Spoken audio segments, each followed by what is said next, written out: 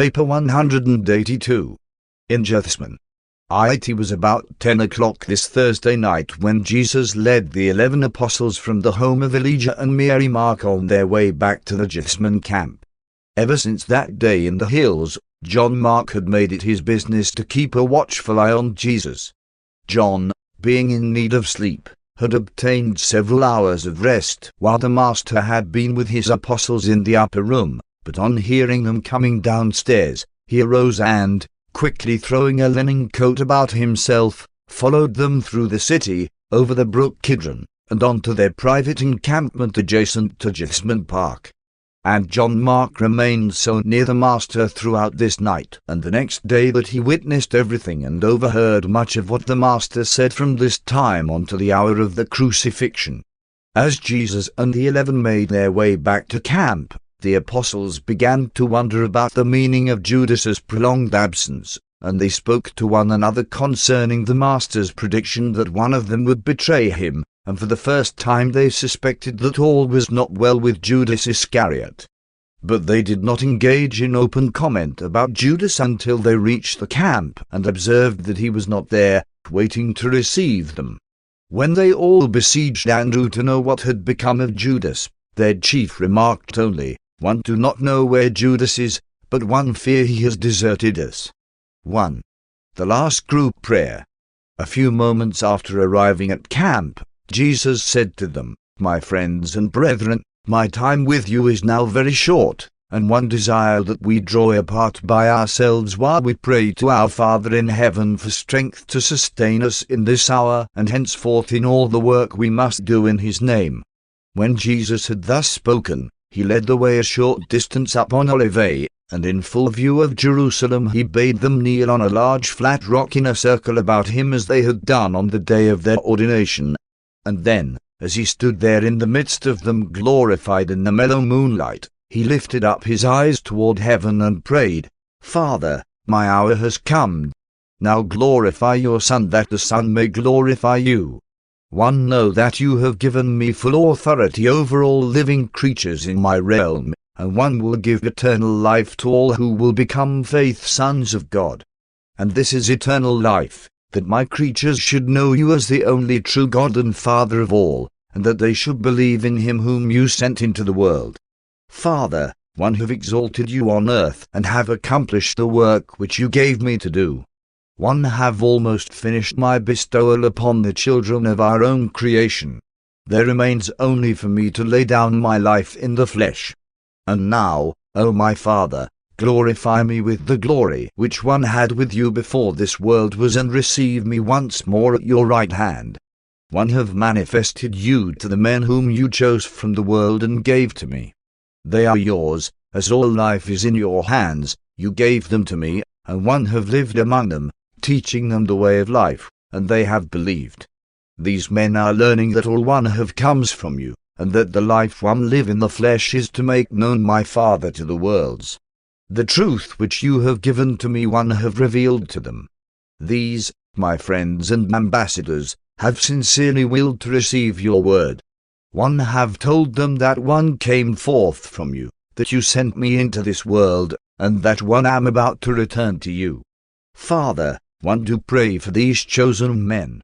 And one pray for them not as one would pray for the world, but is for those whom one have chosen out of the world to represent me to the world after one have returned to your work, even as one have represented you in this world during my sojourn in the flesh.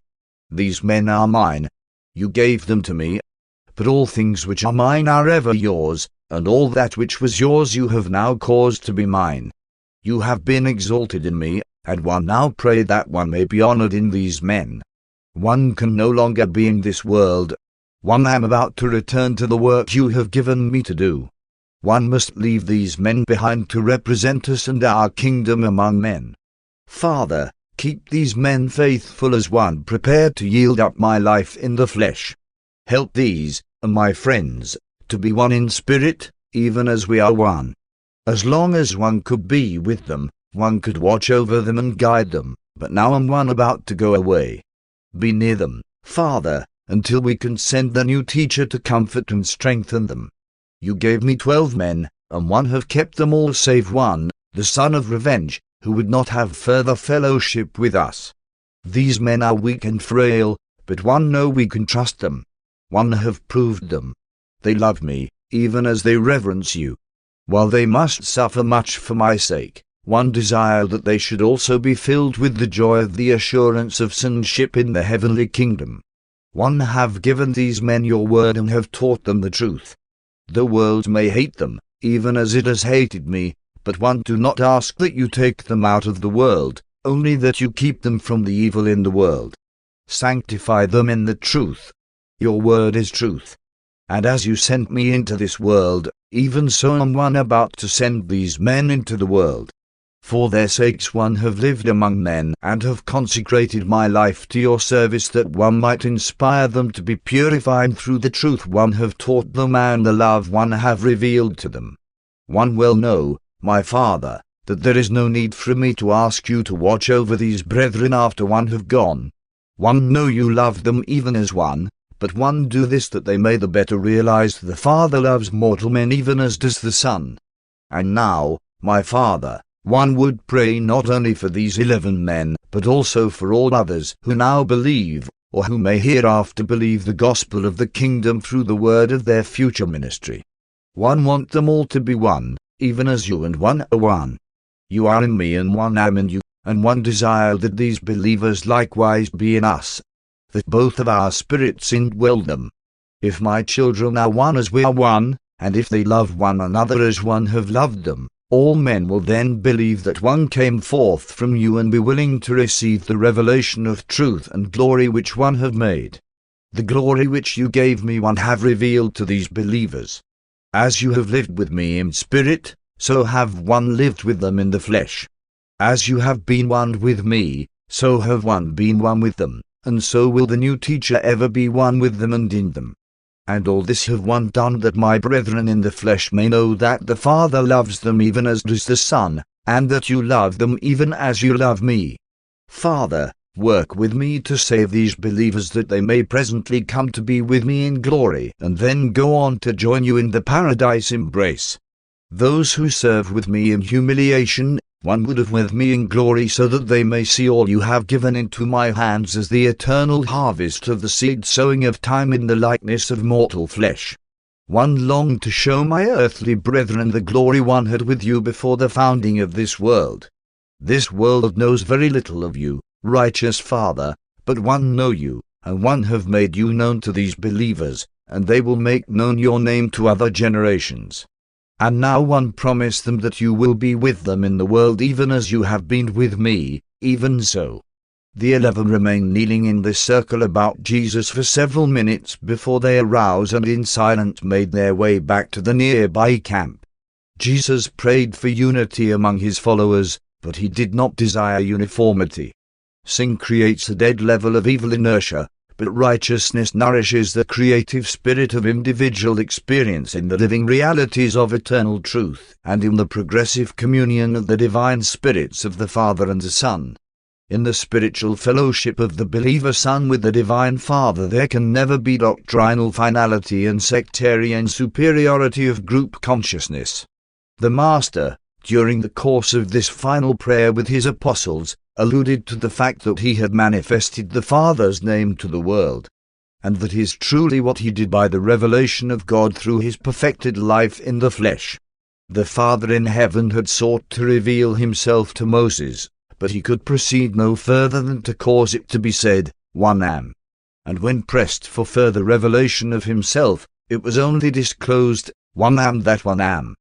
But when Jesus had finished his earth life, this name of the Father had been so revealed that the Master, who was the Father incarnate, could truly say, "One am the bread of life. One am the living water. One am the light of the world. One am the desire of all ages. One am the open door to eternal salvation. One am the reality of endless life. One am the good shepherd.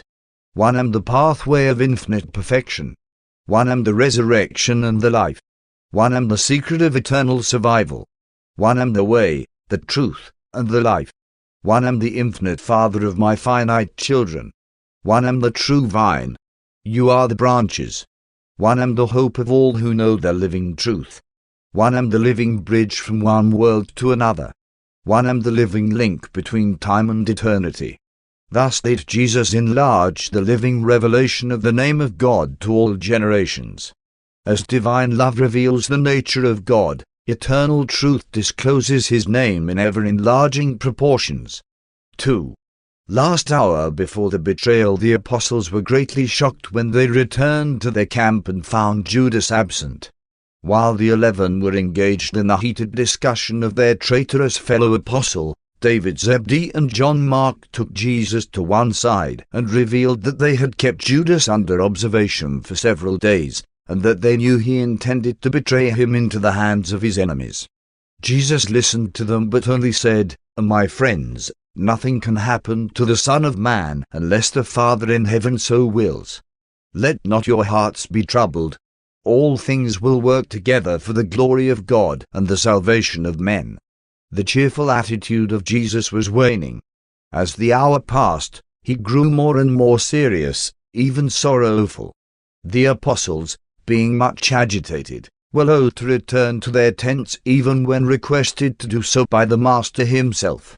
Returning from his talk with David and John, he addressed his last words to all 11, saying, "My friends, go to your rest. Prepare yourselves for the work of tomorrow. Remember, we should all submit ourselves to the will of the Father in heaven. My peace I leave with you." And having thus spoken, he motioned them to their tents, but as they went, he called to Peter, James, and John, saying, "One desire that you remain with me for a little while." The apostles fell asleep only because they were literally exhausted. They had been running short on sleep ever since their arrival in Jerusalem. Before they went to their separate sleeping quarters, Simon Zealot led them all over to his tent, where were stored the swords and other arms, and supplied each of them with this fighting equipment. All of them received these arms and girded themselves therewith except Nathanael. Nathanael, in refusing to arm himself, said, "My brethren, the Master has repeatedly told us that his kingdom is not of this world, and that his disciples should not fight with the sword to bring about its establishment. One believe this. One do not think the Master needs to have us employ the sword in his defense. We have all seen his mighty power and know that he could defend himself against his enemies if he so desired. If he will not resist his enemies, it must be that such a course represents his attempt to fulfill his Father's will. One will pray, but one will not wield the sword."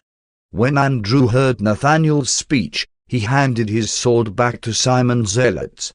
And so 9 of them were armed as they separated for the night.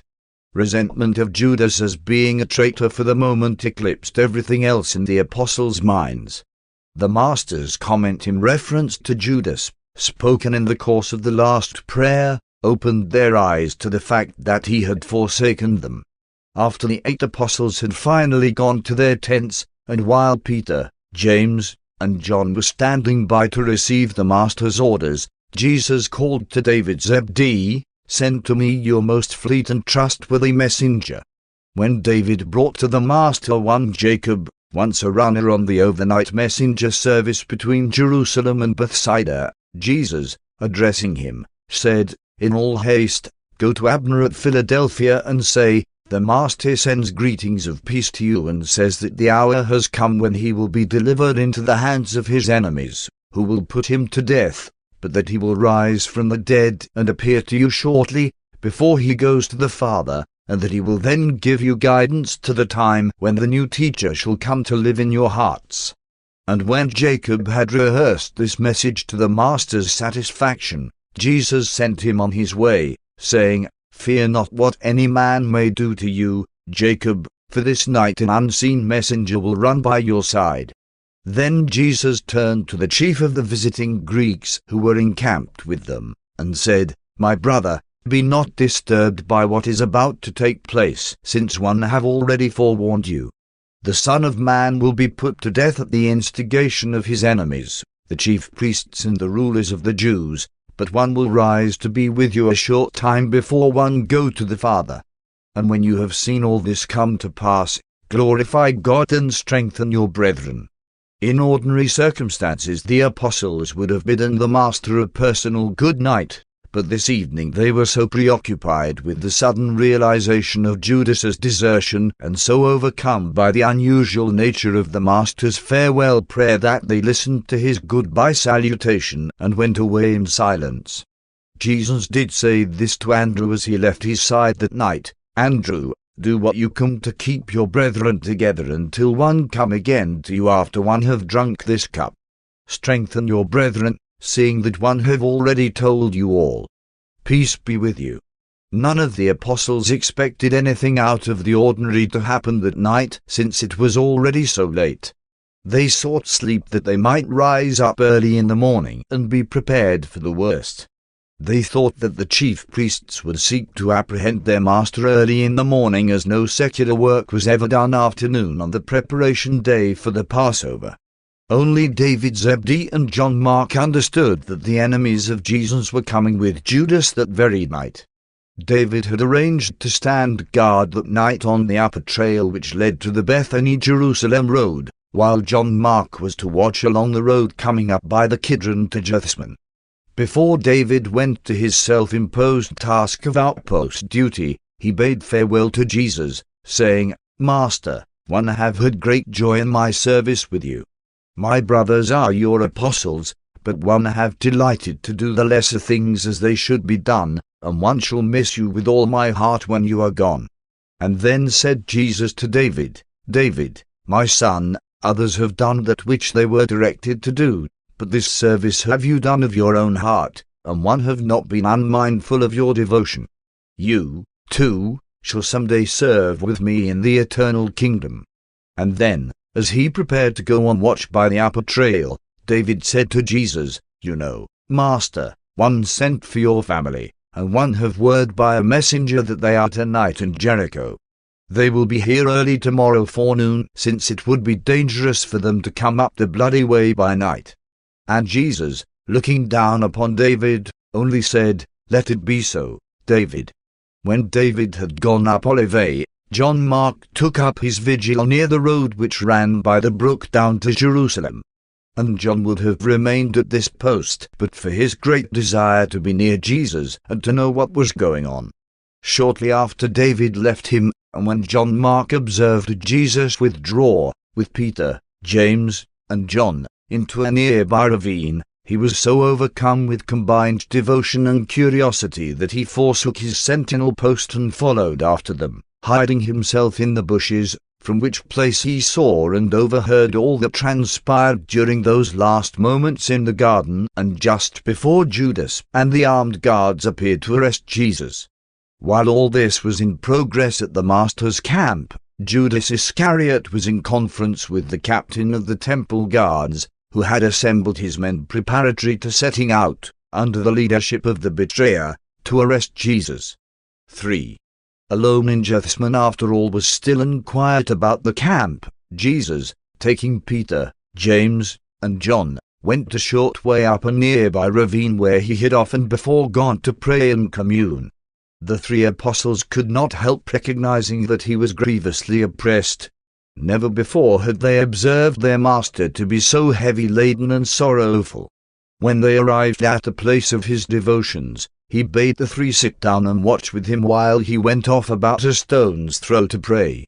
And when he had fallen down on his face, he prayed, "My Father, one came into this world to do your will, and so have one. One know that the hour has come to lay down this life in the flesh, and one do not shrink therefrom, but one would know that it is your will that one drink this cup. Send me the assurance that one will please you in my death even as one have in my life." The Master remained in a prayerful attitude for a few moments, and then, going over to the three apostles, he found them sound asleep, for their eyes were heavy and they could not remain awake. As Jesus awoke them, he said, "What, can you not watch with me even for 1 hour? Cannot you see that my soul is exceedingly sorrowful, even to death, and that one crave your companionship?" After the three had aroused from their slumber, the Master again went apart by himself and, falling down on the ground, again prayed, "Father, one know it is possible to avoid this cup, all things are possible with you, but one have come to do your will, and while this is a bitter cup, one would drink it if it is your will. And when he had thus prayed, a mighty angel came down by his side and, speaking to him, touched him and strengthened him. When Jesus returned to speak with the 3 apostles, he again found them fast asleep. He awakened them, saying, "In such an hour one need that you should watch and pray with me. All the more do you need to pray that you enter not into temptation. Wherefore do you fall asleep when one leave you?" And then, for a 3rd time, the Master withdrew and prayed, "Father, you see my sleeping apostles. Have mercy upon them. The spirit is indeed willing, but the flesh is weak. And now, O Father, if this cup may not pass, then would one drink it. Not my will, but yours, be done." And when he had finished praying, he lay for a moment prostrate on the ground. When he arose and went back to his apostles, once more he found them asleep. He surveyed them and, with a pitying gesture, tenderly said, "Sleep on now and take your rest. The time of decision is past. The hour is now upon us wherein the Son of Man will be betrayed into the hands of his enemies." As he reached down to shake them that he might awaken them, he said, "Arise, let us be going back to the camp, for, behold, he who betrays me is at hand, and the hour has come when my flock shall be scattered. But one have already told you about these things." During the years that Jesus lived among his followers, they did, indeed, have much proof of his divine nature, but just now are they about to witness new evidences of his humanity. Just before the greatest of all the revelations of his divinity, his resurrection, must now come the greatest proofs of his mortal nature, his humiliation and crucifixion.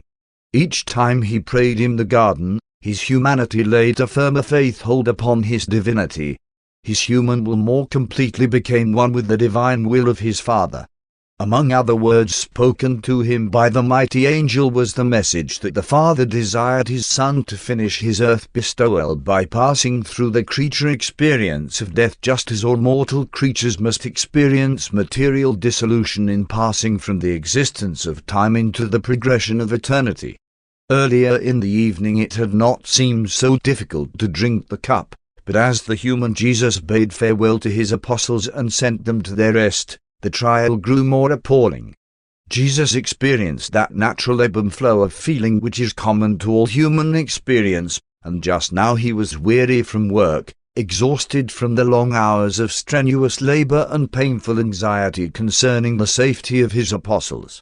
While no mortal can presume to understand the thoughts and feelings of the incarnate Son of God at such a time as this, we know that he endured great anguish and suffered untold sorrow, for the perspiration rolled off his face in great drops. He was at last convinced that the Father intended to allow natural events to take their course. He was fully determined to employ none of his sovereign power as the supreme head of a universe to save himself. The assembled hosts of a vast creation are now hovered over this scene under the transient joint command of Gabriel and the personalized adjuster of Jesus. The division commanders of these armies of heaven have repeatedly been warned not to interfere with these transactions on earth unless Jesus himself should order them to intervene. The experience of parting with the apostles was a great strain on the human heart of Jesus. This sorrow of love bore down on him and made it more difficult to face such a death as he well knew awaited him. He realized how weak and how ignorant his apostles were, and he dreaded to leave them. He well knew that the time of his departure had come, but his human heart longed to find out whether there might not possibly be some legitimate avenue of escape from this terrible plight of suffering and sorrow. And when it had thus sought escape, and failed, it was willing to drink the cup. The divine mind of Michael knew he had done his best for the 12 apostles, but the human heart of Jesus wished that more might have been done for them before they should be left alone in the world. Jesus' heart was being crushed. He truly loved his brethren. He was isolated from his family in the flesh. One of his chosen associates was betraying him. His father Joseph's people had rejected him and thereby sealed their doom as a people with a special mission on earth. His soul was tortured by baffled love and rejected mercy. It was just one of those awful human moments when everything seems to bear down with crushing cruelty and terrible agony. Jesus' humanity was not insensible to this situation of private loneliness, public shame, and the appearance of the failure of his cause. All these sentiments bore down on him with indescribable heaviness. In this great sorrow his mind went back to the days of his childhood in Nazareth and to his early work in Galilee.